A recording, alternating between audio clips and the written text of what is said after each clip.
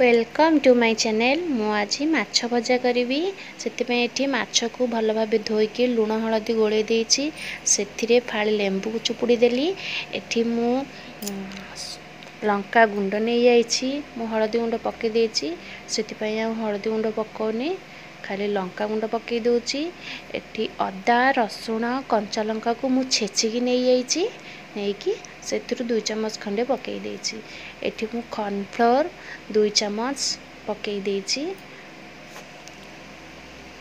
तापरे हमर कलर पाई टिके फूड कलर पकई देछि।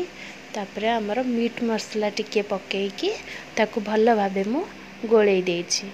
गोळेईकी 10 मिनिट पाई मु ताकू छाडी देछि।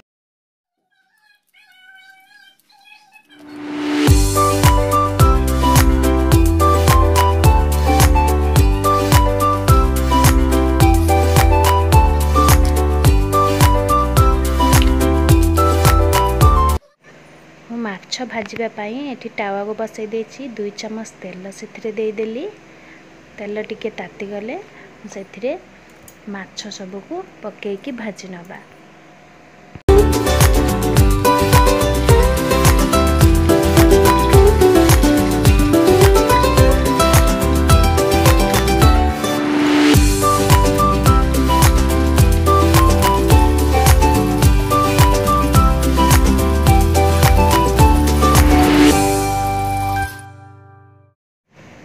एबे मोर गोटे पट माछ भजा हो गलानी, ताको मु एबे ओलटाई देबी।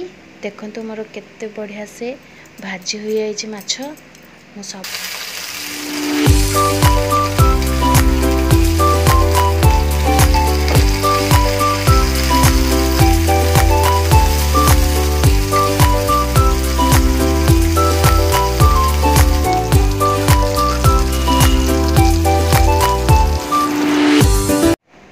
मोर एबे माछ भजा हो गलानी।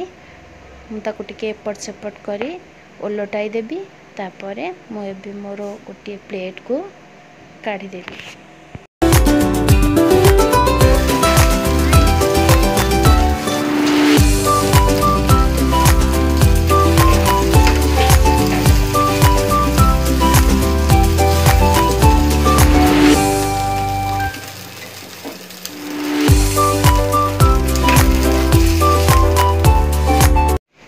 देखंतु मोर माछ भजा हो जाइछि।